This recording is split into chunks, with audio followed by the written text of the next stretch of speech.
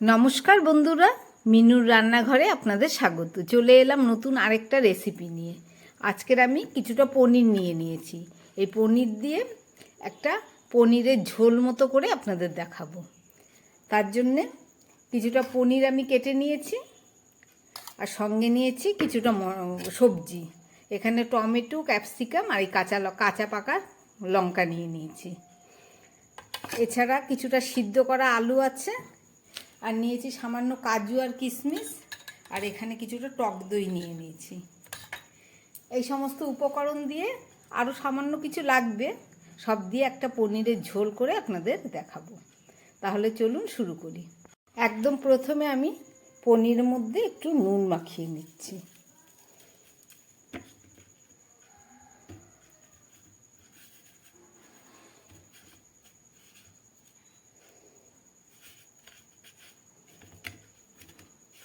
একটু বেশি নুনই দিলাম, ঝোলে একটু কম দিলেই ভেতরে পনিরের নুনগুলো খুব ভালো করে ঢুকে যাবে। পনিরে নুন মেখে নিলাম, হলুদটা দিলাম না। এবারে এই সিদ্ধ করা আলুগুলোকে আমি খুব ভালো করে ভেঙে নেব। আলুটা খুব সুন্দর করে সিদ্ধ করতে হবে, যাতে খুব সহজে একদম মিশ্রণ মিশে যায়।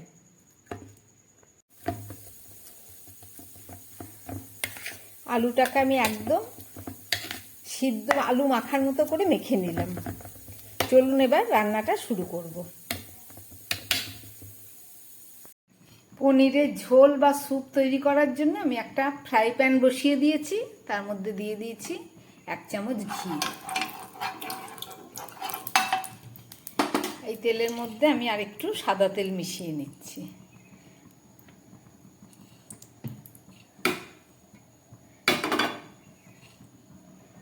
হালকা গরম হয়েছে, এবার আমি এর মধ্যে নুন মাখানো পনিরগুলো ভেজে নিচ্ছি।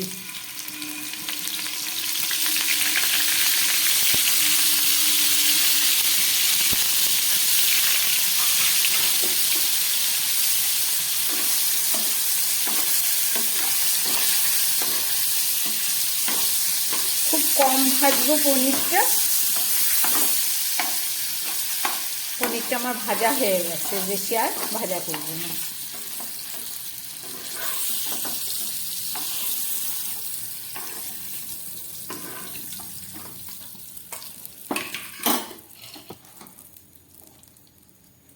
এই তেলের মধ্যে আমি একটু গরম মশলা, মানে 3টে এলাচ, দারচিনি আর 3 টুকরো লবঙ্গ। এই তেলের মধ্যে আমি একটু গরম মশলা ফোড়ন দিয়ে দিলাম, এলাচ, দারচিনি আর লবঙ্গ।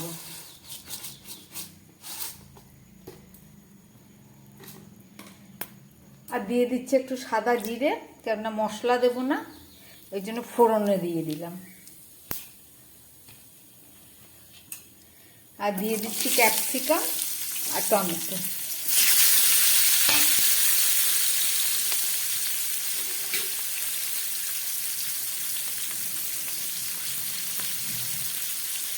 খুব ভালো করে আমি এগুলোকে একটু ভেজে নিচ্ছি।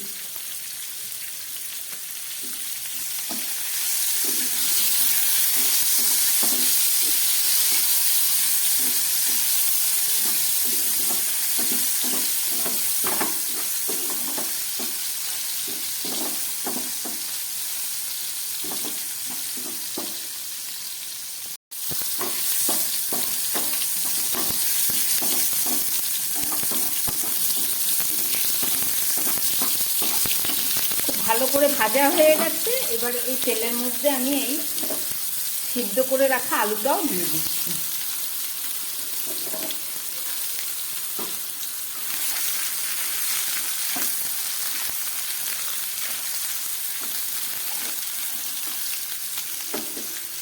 হালকা ভেজে নেব।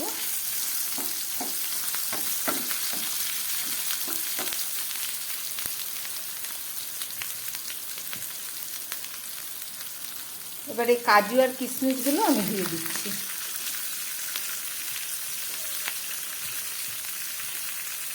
আর দিয়ে দিচ্ছি 4টে কাঁচা লঙ্কা।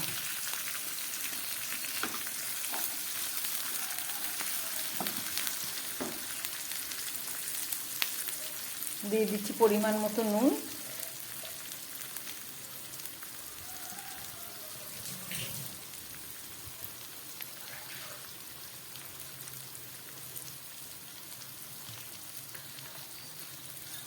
এবার এই ফেটিয়ে রাখা টক দইটাও আমি দিয়ে দিচ্ছি।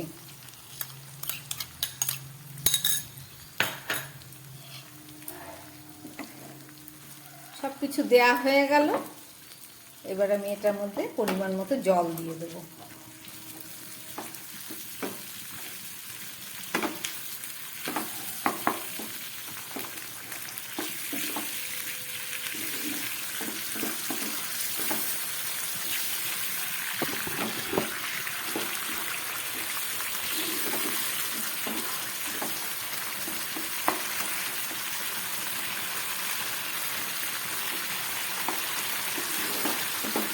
দই দেবার পরে একটু কষিয়ে নিলাম। এবার দিয়ে দিচ্ছি জল। যেহেতু এটা ঝোল হবে বলেছি, পনির স্যুপ বা ঝোল যেটাই বলবেন, এখানে কোনো মশলা আমি দিলাম না।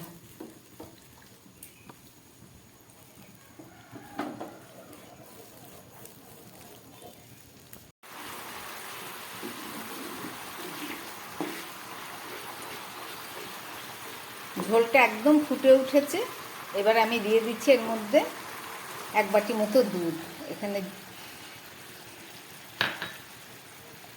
একটু ঝোলটা বাড়িয়ে দিলাম।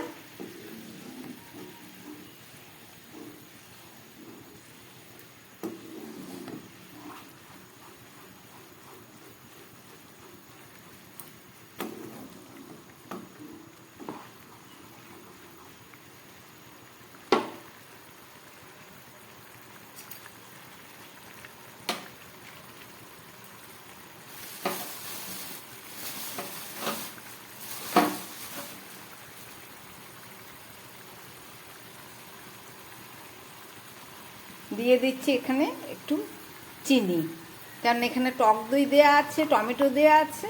একটু চিনিটা না দিলে পরে ঠিক ভালো লাগবে না। আমার ঝোলটা একদম রেডি হয়ে গেছে। এবার আমি পনিরগুলো দিয়ে দিচ্ছি।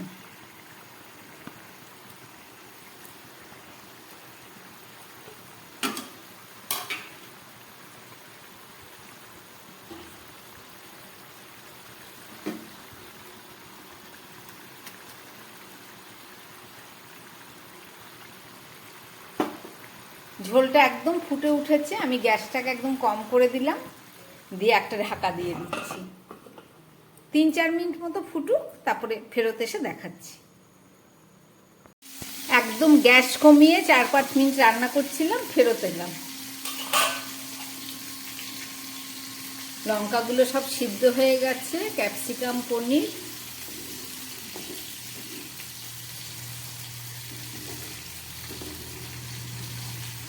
আমি এই পনিরের ঝোলটা আলু সিদ্ধ দিয়ে করলাম।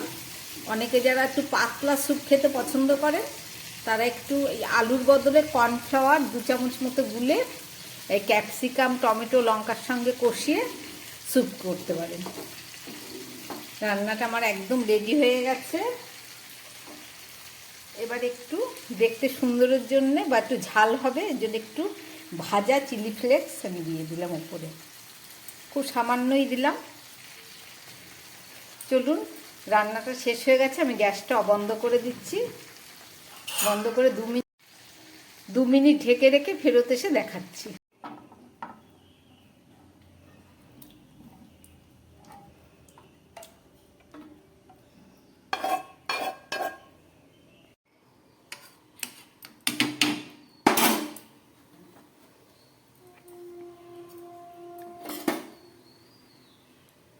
দেখুন পনিরগুলো কত সুন্দর নরম তুলতুলে, একদম রসালো হয়ে গেছে।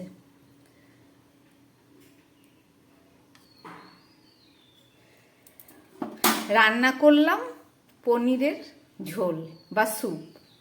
দেখলেন রেসিপিটা, একদম কম মশলা তেল দিয়ে রান্না করলাম। খেতে দুর্দান্ত স্বাদ হয়। এভাবে রান্না করে উপোসের পরে বা কোনো অনুষ্ঠানে রান্না করলাম পনিরের ঝোল বা স্যুপ। দেখলেন রেসিপিটা, এইভাবে রান্না করলে আপনি উপোসের দিনও খেতে পারবেন।